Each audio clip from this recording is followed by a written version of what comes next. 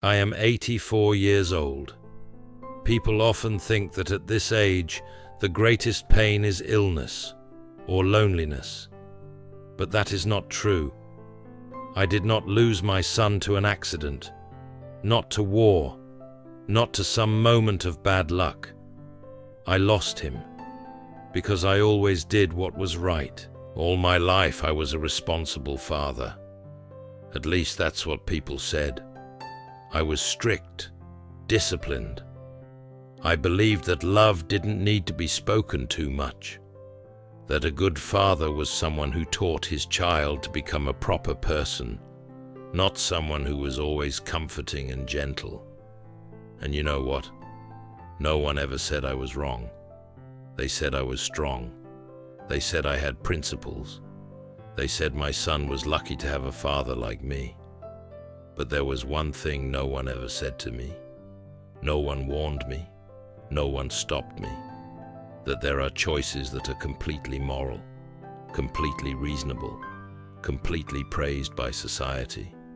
And those very choices can kill a relationship in a very slow way, silently, without arguments, without any obvious tragedy.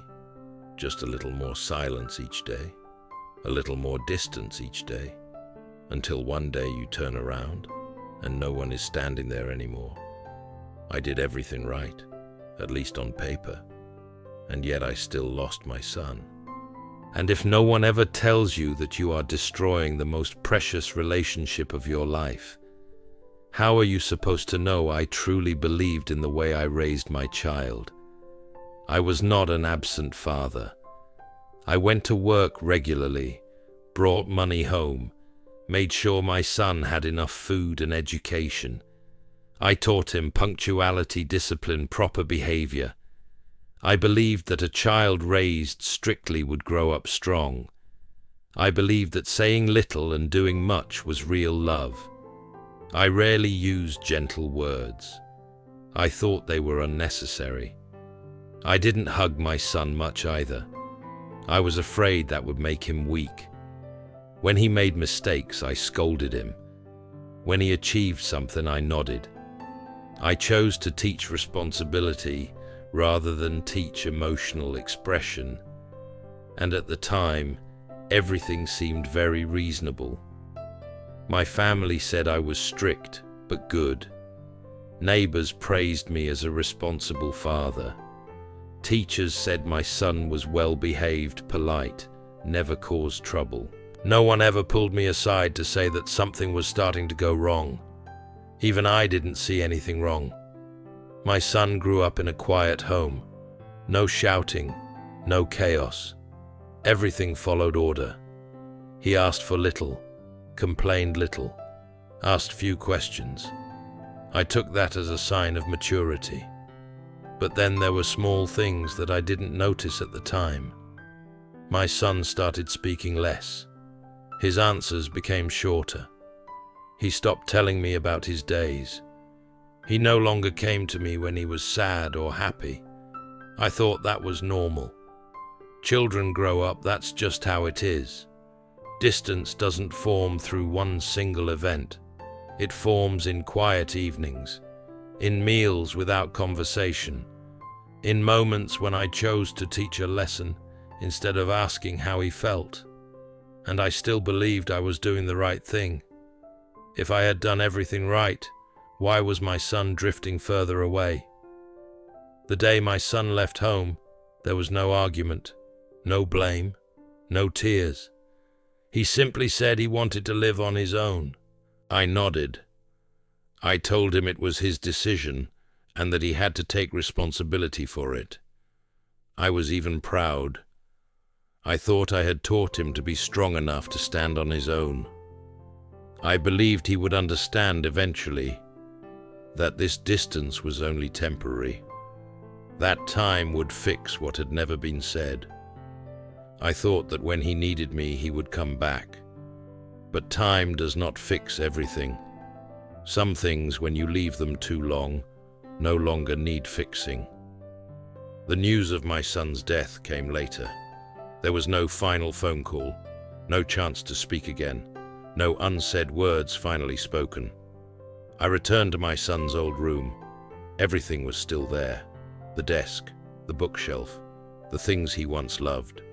There were no signs of a farewell, only absence. That was when I finally understood. I didn't lose my son in one day. I lost him little by little, in all the moments when I chose silence instead of listening, when I chose being right instead of being close. In all the years I believed responsibility was enough and emotions were something that could wait.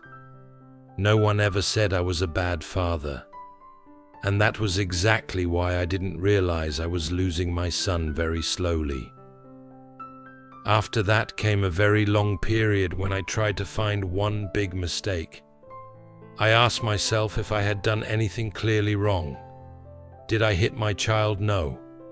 Did I neglect him? No.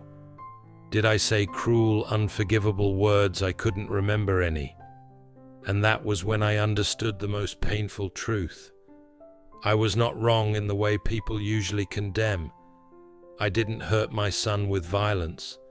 I didn't frighten him with rage. I didn't destroy my family with loud, obvious mistakes.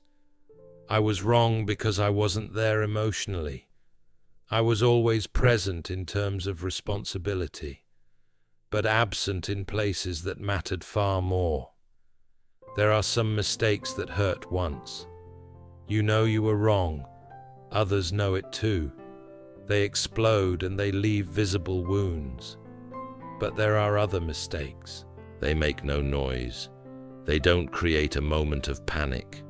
They happen very slowly, just a little each day. Slow enough that you think everything is fine. That is what proper coldness looks like. It doesn't destroy a relationship outright. It drains it until you turn back and there is nothing left to save. I began to remember very small things. The hugs I didn't give because I thought my son was already grown. The praise I held back because I was afraid he would become arrogant. The moments he was quiet and I thought it meant obedience rather than withdrawal. I chose to teach my son how to endure instead of asking how he felt. I chose correctness instead of closeness. I believed love was something that could wait. That when I had more time, when he was more mature, when life was more stable, I would say it. But time doesn't work that way. Love does not wait for you to be ready. It is either spoken or it disappears. I once believed being a father meant control, direction, correction, making sure a child never went down the wrong path. Now I understand that being a father does not mean standing in front forever pointing the way.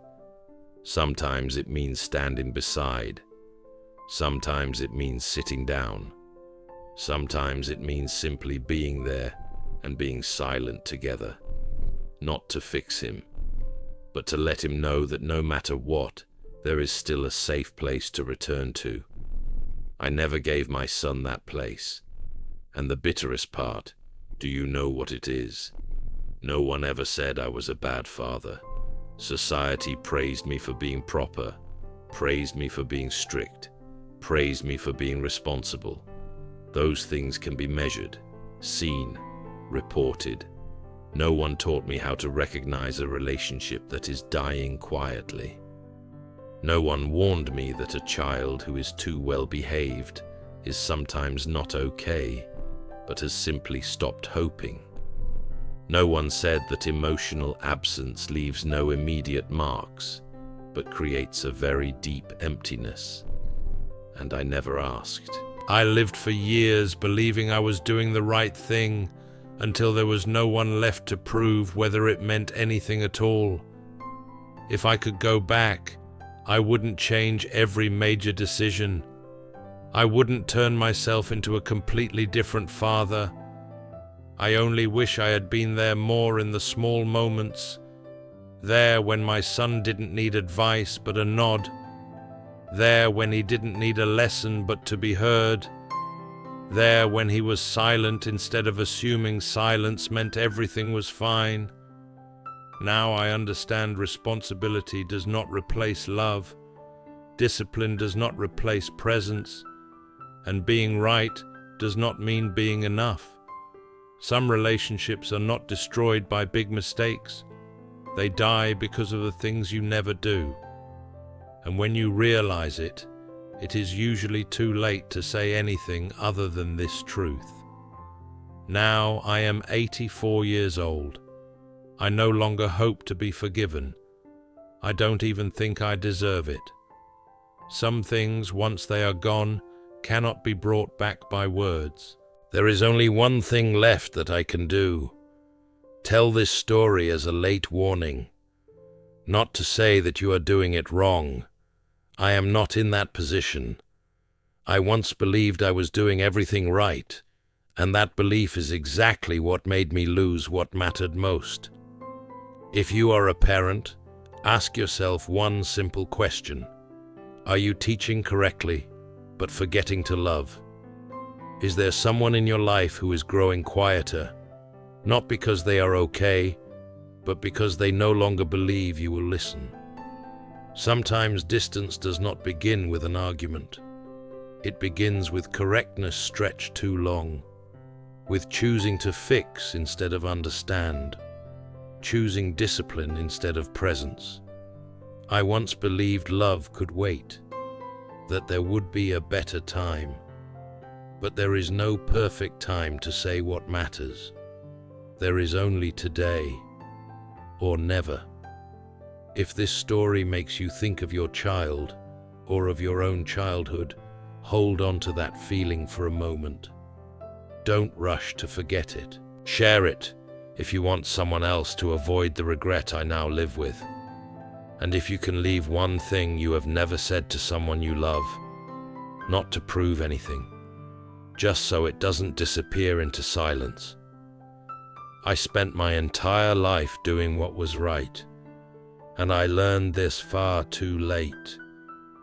Being right can kill love if you let it stand alone for too long.